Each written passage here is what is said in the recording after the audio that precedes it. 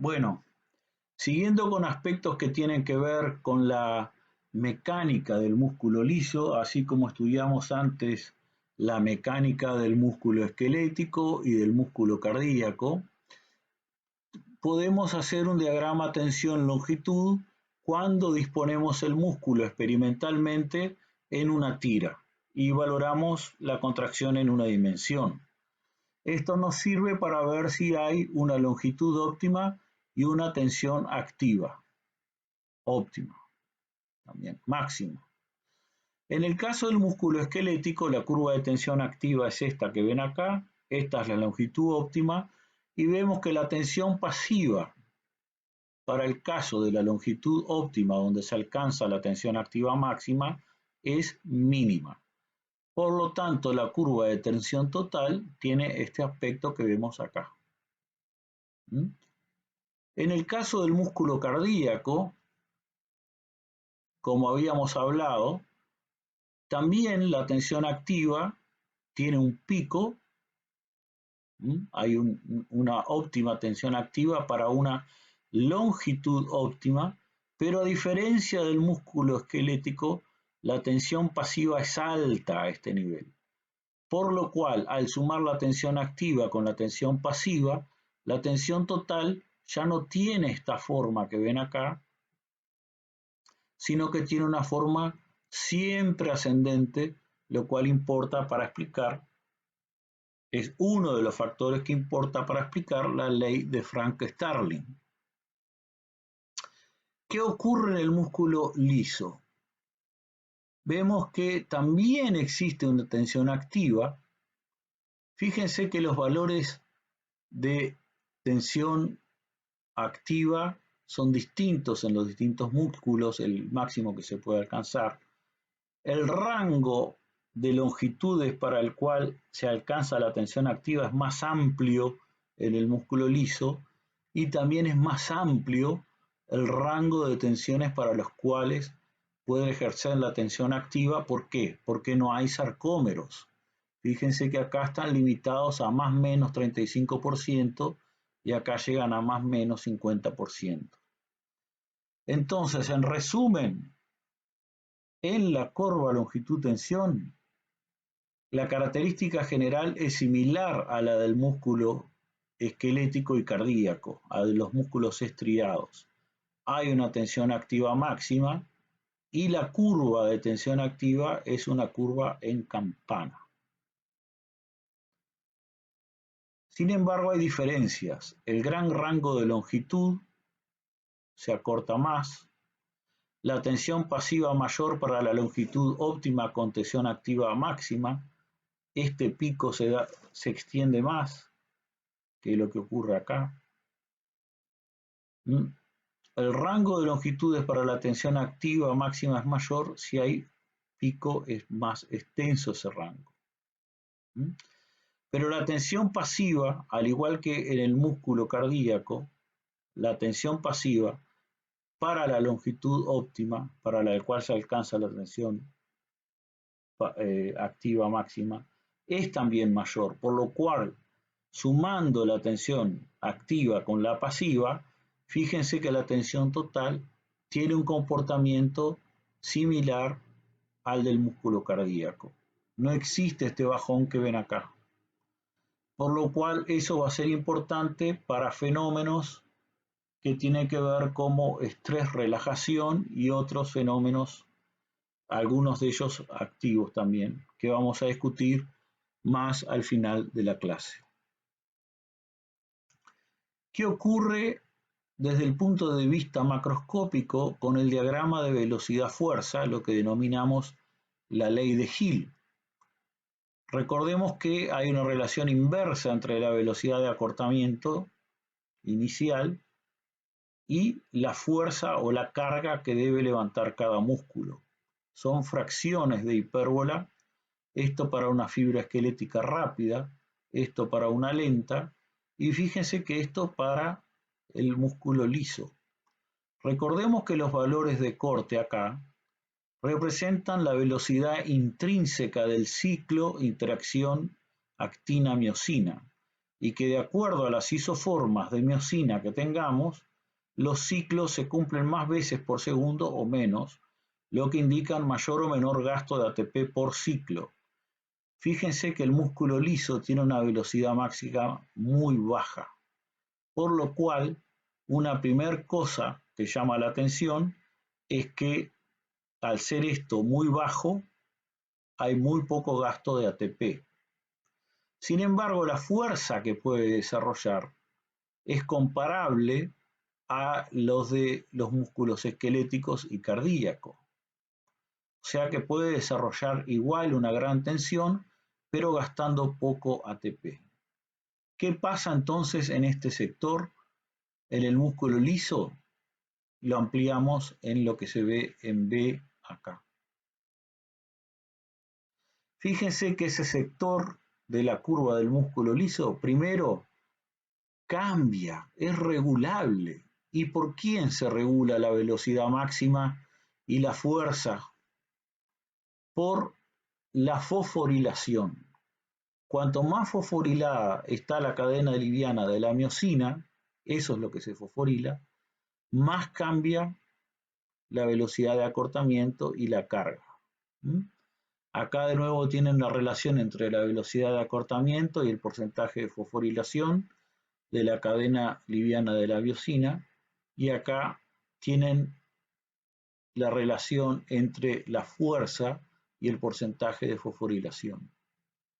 Entonces, esta curva tiene una característica general similar a la de los músculos estriados, también hay una relación inversa, pero hay diferencias, porque la velocidad máxima es mucho menor que la de los músculos estriados, los ciclos son sumamente lentos, hay una cinética lenta de ciclos.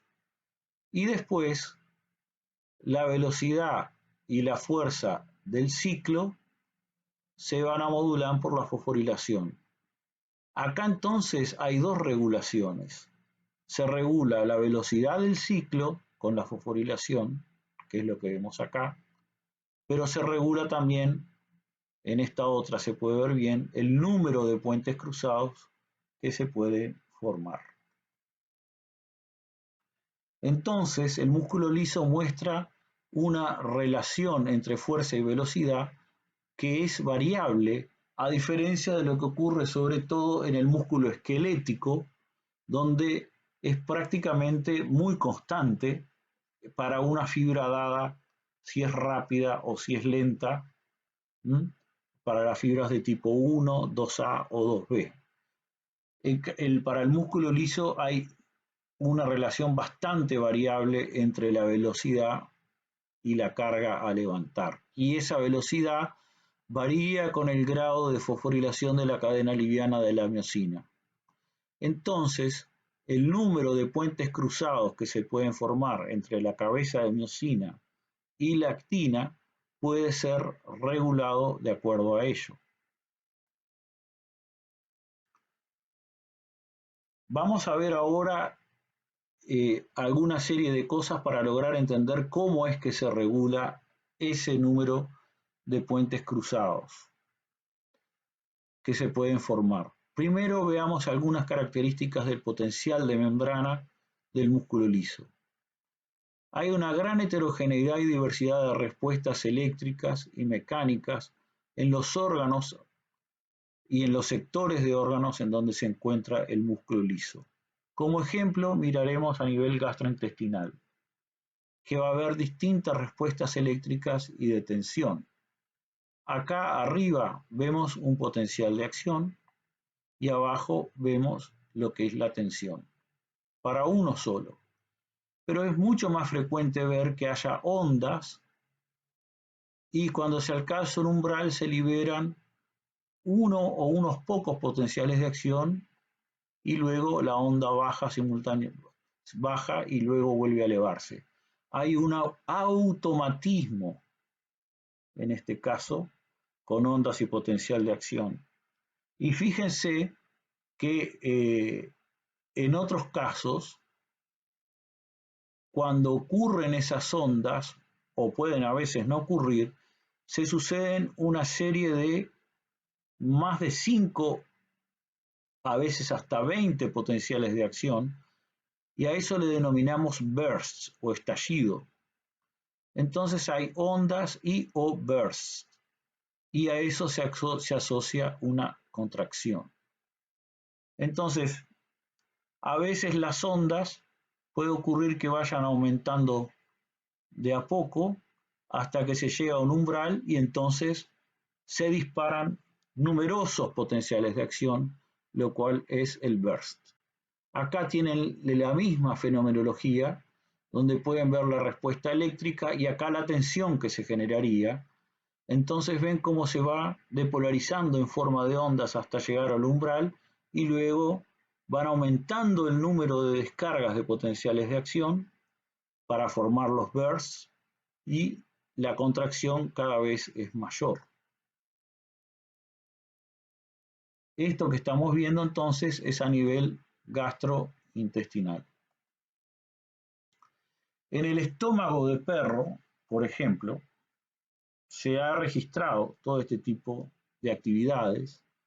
Acá tenemos el fondo del estómago, acá el oreas corpus, el cuerpo medio, cuerpo caudado, el antro y la parte terminal del antro. Entonces, a cada uno de estos niveles del estómago podemos registrar la respuesta eléctrica. La primera parte, que es el fondo, tiene una capacidad de reservorio y no hay tanta respuesta eléctrica. Pero en la medida que vamos bajando hacia este sector, fíjense cómo varían los potenciales de acción registrados. Cada vez tenemos más potencial de acción y luego llegamos a una respuesta de onda y bursts a nivel del esfínter. Esto va asociado a una función de reservorio en la parte superior, de mezclado y transporte en la parte media y a una función de un esfínter que debe detener el tránsito al nivel gastroduodenal. Así que el músculo liso del estómago tiene esa siguiente actividad eléctrica que, como podrán ver, es muy variable en los distintos sectores del órgano.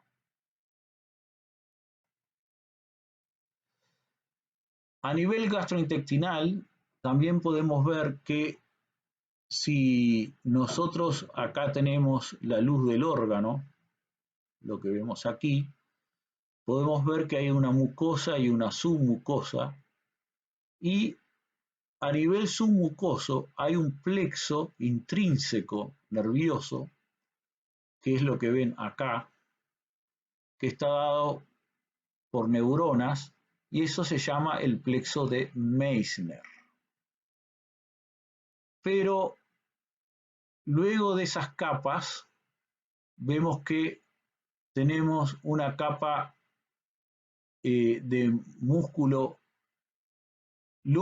circular y por afuera un músculo longitudinal, y luego viene lo que denominamos, mezclado entre esas capas, como plexo de Meissner. Ese plexo de Meissner, esta parte de inervación intrínseca que va ocurriendo entre estas capas, son neuronas que van dando actividad marcapaso intrínseca para que se produzca el automatismo a nivel gastrointestinal, y esto lo van a estudiar mejor con fisiología durante el tercer año. Acá tienen las células intersticiales de Cajal y cómo comunican con las células del músculo liso, y esa comunicación obviamente depende de receptores de membrana y canales iónicos que, como ese es parte del estudio del departamento de biofísica, sentimos la necesidad de explicarles que hay esa comunicación ahora en esta parte del curso. Entonces, las células intersticiales de Cajal son los verdaderos marcapasos de lo que tiene que ver con el nivel gastrointestinal y lo que dan los movimientos peristálticos. Hay ondas lentas que se generan a partir de la estimulación de estas células intersticiales de Cajal, que tienen automatismo como las del nodo sinusal y hacen que se contraiga el músculo liso que está en relación con las mismas. Entonces, las ondas lentas se conducen a las células de músculo liso porque hay uniones de las mismas y hay también sinapsis por donde se puede pasar la información a las mismas. Los canales de calcio L son centrales para que se pueda producir la entrada de calcio y la contracción de las mismas. Entonces, si vemos la actividad, vemos que de pronto cuando estamos en reposo, tenemos que hay ondas con unos pocos potenciales de acción, porque no superamos tanto el umbral, y hay un tono muscular que no es demasiado grande. Hay movimiento peristáltico, pero es bajo.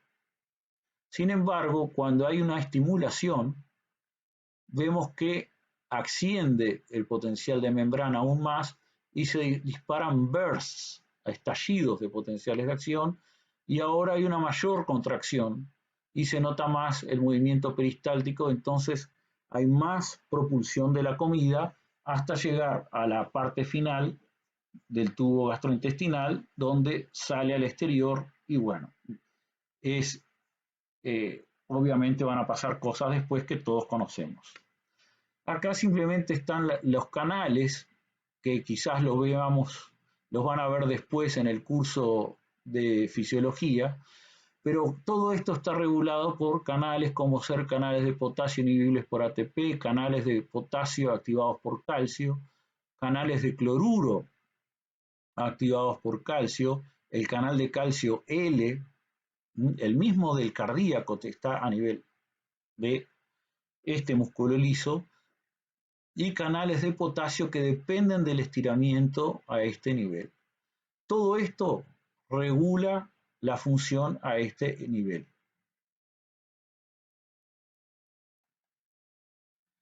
Entonces, en resumen, en las variaciones del potencial de membrana en el músculo liso podemos ver espigas, podemos ver potenciales de acción con plató o podemos ver ondas lentas con potenciales de acción. Pero en todos los casos no hay nunca canal de sodio. Los potenciales de acción son canales de calcio y potasio, no de sodio.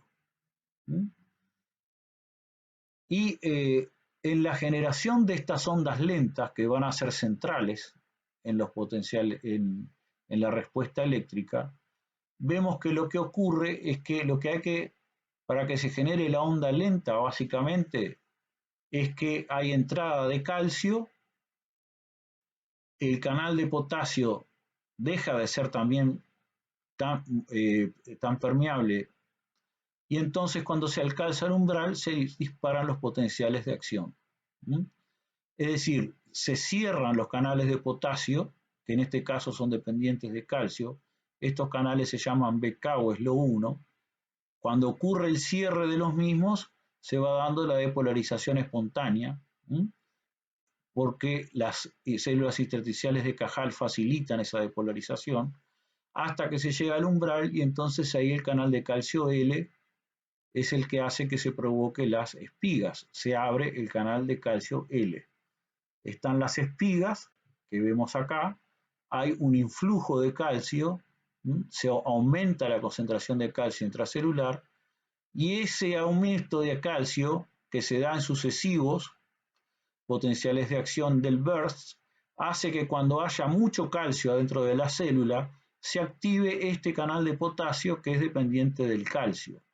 Y si este se activa de manera suficiente, quiere decir que voy a repolarizar la célula, entonces se termina el burst y nos vamos ahora a la bajada de la onda hasta llegar al punto más bajo. Y hay una hiperpolarización lenta. Luego ocurre que los canales de calcio entonces se van a cerrar porque está hiperpolarizado y la concentración de calcio entonces también va a tener que disminuir, es decir que acá no hay contracción y acá sí hay contracción. Y ese es el juego que se va a ir dando una y otra vez. Acá están de nuevo los canales en juego y pueden ver que no solo importa lo que entre de calcio del exterior, sino que acá va a haber también un fenómeno de liberación de calcio inducida por calcio, por estos canales de calcio L, también hay canales de calcio T en el músculo liso, sino que también hay la liberación de calcio desde el retículo sarcoplasmático, que lo ven como punteado acá, por otro canal de liberación de calcio que es central en todas las células del organismo, aparte del receptor de radianodina que ya vimos, que es el receptor de IP3. Entonces, este receptor de IP3 juega un rol igual o más fundamental en el músculo liso para la liberación de calcio. Y acá vemos que los canales de potasio son también no solo el BK, que es el SLO1, que es este canal activado por calcio, sino que también hay canales de potasio controlados por voltaje. Y vemos también que existe un canal de, un intercambiador sodio-calcio, lo mismo que el cardíaco, y acá tenemos la bomba de sodio-potasio. Las corrientes de sodio que ven acá no son por los canales de sodio de nervio, sino que más bien son por otro canal de sodio que se llama INAC, que tiene dos segmentos transmembrana y no tiene las características del canal de sodio que estudiaron antes. Es más bien como el INWA rectifier de potasio, pero para sodio. Así que el canal de sodio que no tiene, nos estamos refiriendo al canal de sodio voltaje dependiente, no al INAC. Fíjense que los potenciales a los que se encuentran las células de músculo liso en cuanto a lo que digamos sería el máximo negativo es en general bastante más positivo, miren, alrededor de menos 50, que lo que es músculo contráctil cardíaco o músculo estriado. No hay rectificador entrante que sea preponderante en este tipo de células. Por eso ocurre eso. Fíjense acá de nuevo, estos son registros reales. Miren qué bien que se ven las ondas lentas y los bursts y las contracciones arriba. Y cómo se da el patrón rítmico a nivel gastrointestinal. Y lo que se refleja es todo esto con todo este mecanismo de liberación de calcio. Entonces, respecto al potencial de membrana en músculo liso, hay gran heterogeneidad, un voltaje de reposo que es menos negativo, los ciclos con ondas y bursts de potenciales de acción dando tensión, que lo ven acá, las ondas lentas que juega un rol central en crearlas en la relación entre los canales de calcio y los canales de potasio. A veces hay una corriente de sodio, pero que es por el canal de sodio epitelial, no es el canal de sodio voltaje dependiente de neuronas, y vemos que también existe la bomba de sodio-potasio y el intercambiador sodio-calcio. Los potenciales de acción van a ser por canales de calcio, L y T. De nuevo, el T puede jugar un rol en el disparo inicial y el L en el ascenso posterior. Y luego los canales de potasio, donde el central es el canal de potasio BK y puede jugar un rol también el canal de potasio KB. En algunas células también existe otro canal de potasio, que es el canal de potasio inhibible por ATP. Recuerden que hay células marcapasos y sobre todo conexión de las mismas, que se llaman las células intersticiales de Cajal, y esas son las que dan esta capacidad automática. Antes nosotros les explicábamos cómo se generaba el automatismo en estas células, pero eso lo dejamos para cursos de posgrados de ahora desde hace unos años atrás. Entonces esto da el automatismo y este tipo de músculos que vemos acá, que es el gastrointestinal, generalmente se va a comportar como un sincicio funcional y va a ser un músculo liso de tipo unitario. ¿Qué pasa entonces con el acoplamiento contráctil? El acoplamiento contráctil es distinto a los músculos estriados en el músculo liso. Fíjense que puede ser éxito contráctil, donde hay depolarización previa a la contracción. Esta depolarización puede ser provocada por nervios, puede ser provocada por fármacos, o puede haber un acoplamiento fármaco-mecánico donde no hay depolarización de membrana. Es decir, no es necesario que exista un potencial de acción para que haya contracción. Y eso se puede dar por hormonas y también por fármacos. Las células marcapaso también pueden jugar un rol en este acoplamiento éxito-contráctil que vimos acá. Veamos primero el acoplamiento éxito-contráctil o electromecánico y la comparación entre los tres tipos de músculo. En el músculo esquelético el potencial de acción es muy corto, unos pocos milisegundos, y pocos milisegundos pasan para que aumenten la tensión, porque el acoplamiento es de tipo directo entre el sensor de voltaje y el receptor de radioanodina tipo 1 del músculo esquelético, donde se libera calcio de manera masiva del retículo sarcoplasmático al mioplasma. En el músculo cardíaco pasa un poco más de tiempo, no hay una aposición directa del canal de calcio L con el receptor de radioanodina, pero hay liberación de calcio inducida por calcio y están próximos unos a otros, aunque no se toquen, y la respuesta de tensión dura casi lo mismo que el potencial de acción del músculo cardíaco. Y miren en el músculo liso, cuando hay un acoplamiento éxito-contráctil, sería en este caso de arriba, lo que ocurre es que está el potencial de acción, pero miren, pasan cientos de milisegundos para que se genere la tensión. Esto habla que los mecanismos son muy distintos. Acá era directo, acá era calcium induced, calcium release, y acá va a jugar rol distinto tipo de cosas que son las que vamos a estudiar luego en la exposición de esta clase. Es mucho más lento el acoplamiento, excitación-contracción que en los músculos estriados. El acoplamiento fármaco-mecánico es algo totalmente exclusivo de este tipo de músculo liso, y es que se contrae sin variar el potencial de membrana. Acá tienen, por ejemplo, la gente puede medir el potencial de membrana, y sin embargo, si añade un fármaco u hormona X, se contrae, pero no varió el potencial de membrana, se relaja, pero no varió el potencial de membrana. Esto se denomina acoplamiento fármaco-mecánico y ocurre cuando las señales químicas cambian la tensión muscular, pero no cambian el potencial de membrana. Luego tenemos la forma más clásica que hemos estudiado hasta ahora, que es la éxito contráctil, donde vemos que hay ondas de potenciales de acción, ondas que terminan en bursts de potenciales de acción.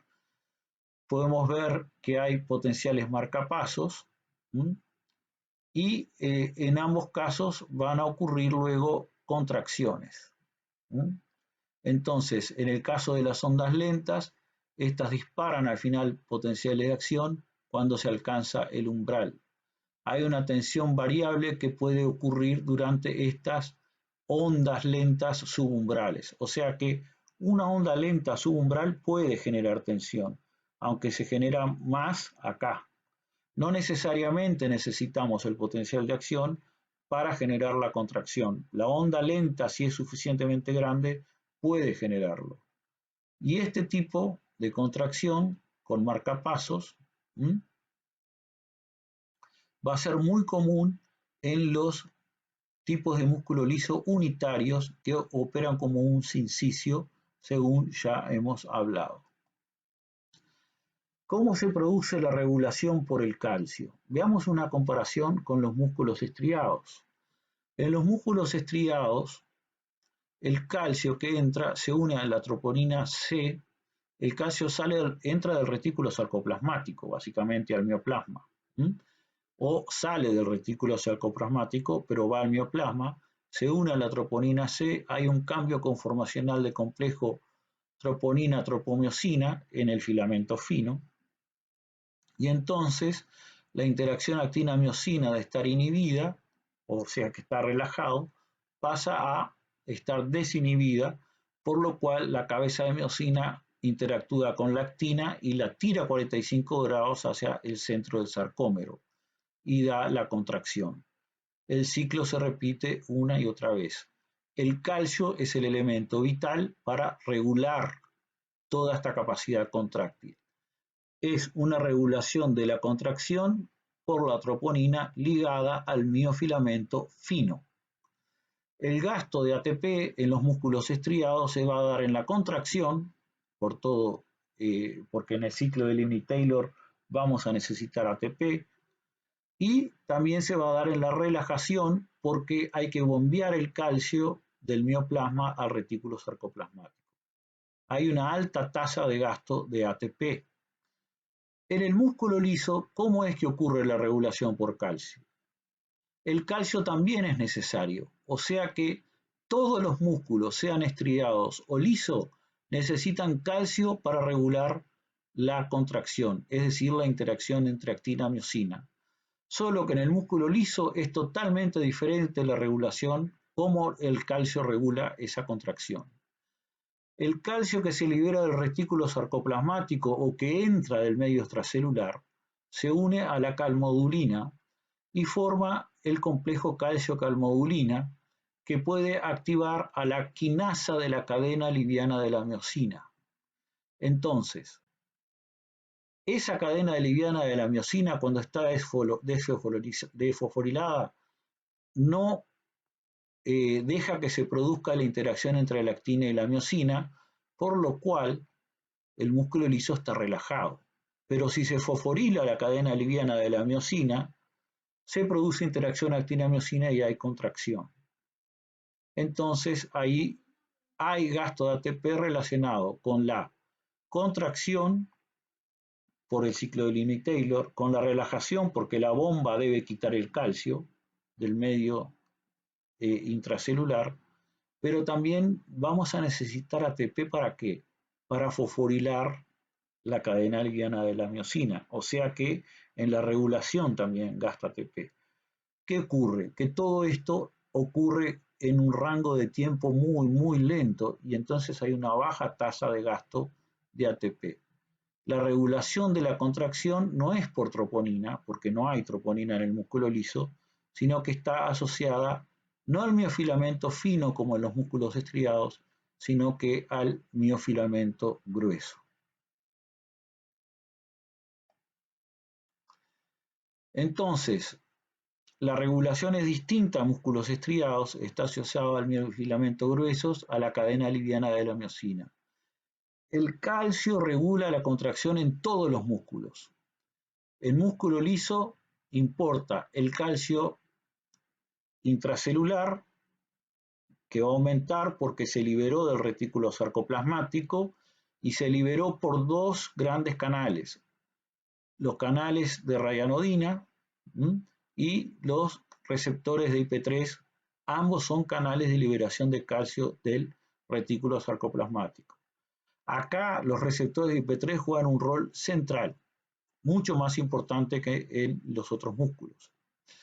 El calcio intracelular, por otro lado, también importa el que entra del medio extracelular porque las células son muy pequeñas. Entonces, no solamente se produce liberación de calcio inducida por calcio con el receptor de rayanodina y con el receptor de IP3, sino que también por el calcio que entró desde la cavéola por el canal de calcio L, sino que también ese calcio que entró va directamente a unirse a la calmodulina y a provocar la contracción. O sea que el calcio que intracelular aumenta, no solo liberado del retículo sarcoplasmático, sino que entra desde el medio extracelular por medio del canal de calcio L. Así que calcio-calmodulina forma el complejo calcio-calmodulina y la quinasa de la cadena liviana de la miosina de estar inactiva pasa a estar activa, fosforila la cadena liviana y entonces se produce la contracción. Y ahí se disocia entre calcio y calmodulina. ATP a ADP y entonces para producir todo este tipo de reacciones Y la miosina, acá tienen las cadenas livianas, de la relajación pasa a la contracción porque pasan a estar fosforiladas, como ven acá. Para que se termine el estado de interacción entre miosina y actina, necesitamos desfosforilar a la cadena liviana de la miosina, y para desfosforilarla necesitamos una fosfatasa que va a cumplir un rol central para que ocurra la relajación del músculo liso. ¿Cómo es que se produce el acople electromecánico entonces, cuando hay un potencial de membrana variable? Bueno, cambio el potencial a este nivel y los canales de calcio que se encuentran en el sarcolema hacen que entre calcio, y ese calcio que entra obra a dos niveles, en el receptor de ryanodina y en el receptor de IP3, y lo que ocurre es que hay calcium induced calcium release, liberación de calcio inducida por calcio, solo que con dos tipos de receptores, no solo a diferencia del cardíaco. El calcio entonces, que va a aumentar más, entra por acá, pero va a aumentar más cuando se libere el retículo sarcoplasmático. Acá esto podría ser una cavéola donde hay más aposición. Entonces el calcio se une a la calmodulina, que de estar fosforilada pasa a desfosforilarse y queda el complejo calcio-calmodulina. La quinasa de la cadena liviana de la miosina de estar inactiva, en presencia de la calmodulina con calcio, se activa y entonces es capaz de fosforilar la cadena liviana de la miosina y entonces producir la interacción entre actina y miosina, generando un aumento de tensión. Acá tienen todos los pasos descritos. Deben recordar que el ciclo de la ATPasa es 100 veces más lento en el músculo liso que en el esquelético, por lo cual el gasto de ATP, como es muy lento todo, el gasto de ATP por unidad de tiempo es sumamente bajo. Pero sin embargo, los puentes cruzados actina-miosina se van a generar y van a crear tensión muscular, que a veces se va a poder mantener mucho tiempo con poco gasto de ATP.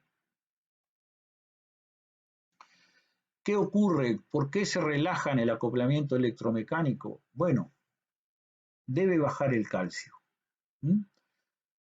Un evento central es que el calcio libre en el citosol disminuye cuando el calcio se saca de la célula, por la bomba PMCA, plasma membrane, la misma que habíamos visto en músculo cardíaco, y también sale por el intercambiador NSX, intercambiador sodio-calcio. También puede salir del medio intracelular yendo a otro compartimento, como será el retículo sarcoplasmático, y es bombeado por la bomba cerca del retículo sarcoplasmático. En algunas ocasiones las mitocondrias pueden llegar a acumular calcio en cierta extensión. Entonces, como el calcio sale simplemente por acción de masas, el complejo calcio-calmodulina se termina y la calmodulina se separa del calcio. Y al terminarse el complejo calcio-calmodulina, pasa a predominar sobre la quinasa la actividad de la miosin-fosfatasa, por lo cual la miosin-fosfatasa remueve el fosfato de la miosina, que disminuye la actividad ATPasa de la miosina. O sea que de la miosina de estar activa pasa a estar inactiva. Y esto va a resultar en una disminución de la tensión que puede ser muy rápida, y a eso le denominamos una disminución fásica. Puede llegar a cero esa disminución, o puede ser que de ese estado fásico pasemos a un estado de semicontracción permanente que denominamos estado de latch de contracción. En este estado va a haber un calcio basal, como vamos a ver ahora, que permite que exista un ciclo lento entre miosina y actina. Así que menos ATPasa, miosina ATPasa resulta en una disminución de la tensión muscular. Eso es lo que ocurre en la relajación. En el acople fármaco-mecánico, todo lo que vieron es prácticamente igual, excepto que no hay entrada de calcio desde el medio extracelular necesariamente, sino que lo que ocurre es que hay receptores de membrana que son capaces de generar IP3, que es inositol trifosfato. No hay depolarización a este nivel, pero el IP3 es un potente activador de los canales de liberación de calcio denominados receptores de IP3. Entonces se libera calcio de nuevo y se puede producir todo el ciclo de calcio-calmodulina que ya vimos. Entonces, muchas hormonas y neurotransmisores pueden aumentar la tensión sin que se produzca ningún cambio en el potencial de membrana. Porque existe esta capacidad de que haya liberación de calcio por el receptor de IP3 que libera abundante calcio al medio intracelular, produciéndose IP3 sin que haya despolarización en la membrana por los medios que ya hablamos. Por ejemplo, ligandos que pueden provocar incluyen la noradrenalina, acetilcolina, otros neurotransmisores, hormonas y sustancias parácrinas. Todos ellos van a poder influenciar este tipo de estado. Entonces, esto simplemente para resumir las formas de regulación de acoplamiento del músculo liso. En la respuesta eléctrica, los canales centrales van a ser canales de calcio, sobre todo el L, y el canal de potasio, sobre todo el canal de potasio activado por calcio, ¿ven? Que es el que repolariza. Entonces, esto es lo que genera el potencial de acción. Y ustedes tienen que cuando hay un receptor acoplado a proteína G, puede ser este que está acá, que sea un receptor beta, sistema simpático, un agonista beta. Entonces, como vimos en músculo cardíaco, se puede activar la denilatociclasa por la subunidad alfa y entonces hay pKa que es capaz de fosforilar a nivel del canal de potasio activado por calcio y también a nivel del canal de calcio. Y luego tienen que, por la unión de otros receptores, el sistema parasimpático, por ejemplo, puede provocar un aumento de GMP cíclico con aumento de PKC. Entonces, todo lo que favorezca esto por sobre el resto va a dar una contracción y lo que favorezca esto por sobre el resto va a dar una relajación. Entonces, veamos la regulación de la respuesta química y cuál es la fuente del calcio activador. Y aquí nosotros vemos que básicamente lo que ocurre es que en algunos receptores la proteína G es capaz de activar la fosfolipasa y esa a través de la subunidad alfa Q, y esa fosfolipasa puede promover la formación de PIP2, que es un precursor del inositol trifosfato, y de acilglicerol. Entonces, cuando se forma el IP3, este IP3, como hay cercanía entre estas membranas, hace que se libere calcio del retículo sarcoplasmático sin que necesariamente haya depolarización, y de ahí entonces tenemos aumento de calcio que provoca la contracción. Obviamente que nosotros también podemos provocar aumento de calcio por un aumento por las corrientes de calcio L, como ya vimos por el acople electromecánico, pero déjenme decirles que puede haber otros canales que dejan entrar calcio, que no necesariamente son estos, son otros canales. Acá están como Receptor Operated Channels, y esos canales a veces son responsables al estiramiento. Entonces, a veces esos tienen que ver con lo que denominamos respuesta miogénica. Y fíjense que la fuente del calcio activador es no solo del retículo sarcoplasmático, sino que también influye el calcio que viene desde el medio extracelular. Contribuyen bastante las dos fuentes. Y acá, esto es el electromecánico, pero recuerden que también a veces puede haber una estimulación por estiramiento, que eso no lo habíamos mencionado. Entonces, un acoplamiento, una visión integrada del acoplamiento sería la siguiente. Fíjense que en algunos canales, básicamente en los canales de membrana se va a integrar buena parte de esto, y hay moléculas que pueden modular estos canales. Y acá les voy a mencionar una molécula que es bastante usada.